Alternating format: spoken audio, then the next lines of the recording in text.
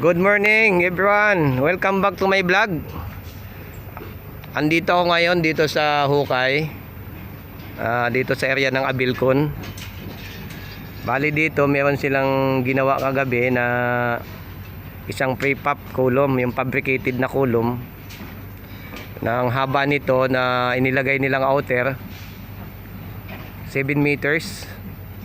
Tinanong ko sila bakit sobrang haba nito. Ang sabi nila ay para makuha na nila yung elevation ng ating ground floor. Kasama na dyan kasi malalim nga naman yung hukay, para din na sila mahirapan mag-install ng scaffold nila. Bali ang nakakabit ditong bakal 25mm na 2 bundle. At ang bakal niya na naka-vertical dyan dito sa linya na to, itong sa baba 14 piraso yan, naka double bundle siya, bali 7 times 2, 40 na pieces. Ganon din dito mga kabakal. At dito naman sa side na to 5 piraso din siya na naka bundle of 2. Kaya suma total ang bakal niyan lahat 48 pieces mga ka-construction. Shout out nga pala dito sa ating tropa kay Muhammad Abdul.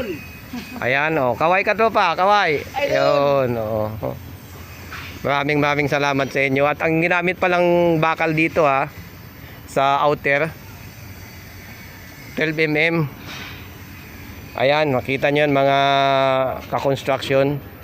Ito yung mabilisan kasing pagkasa ng isang biga ay column na mabilis na install. Sa baba pa lang ginagawa na. Bubuhatin lang ito ng tower crane. Ayun, instant column na nakatayo. Lalagyan lang nila ng serga at lalagay sa hulog. Ayun, okay na. Preparasyon na yun para sa QC, sa inspection.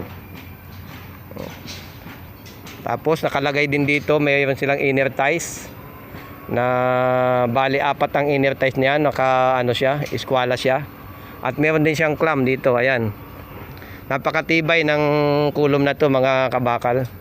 Dito ako sa side na to, sa paa. Ayan dito may inner tie siya na nakatayo. Tapos meron siyang isang clamp, ayan. Tapos meron siya naka-horizontal din na inner ties, dalawa rin yan. Ayan, at meron din siyang clamp. Kaya masabi natin napakatibay nitong column na to mga kabakal. Bali ito, dalawang nandito, isang 4 meters. Ayan. Siya nga pala mga kabakal, pag dumaan ito sa inyong mga wall, pa-subscribe naman at pa-like na rin para matulungan ang aking YouTube channel na mahit ko yung 1,000 subscribers. Nang sa ganon, mamonetize ang aking YouTube channel. Hanggang dito na lang mga kabakal, mga ka-construction.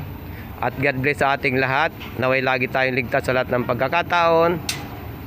Amen. Bye-bye.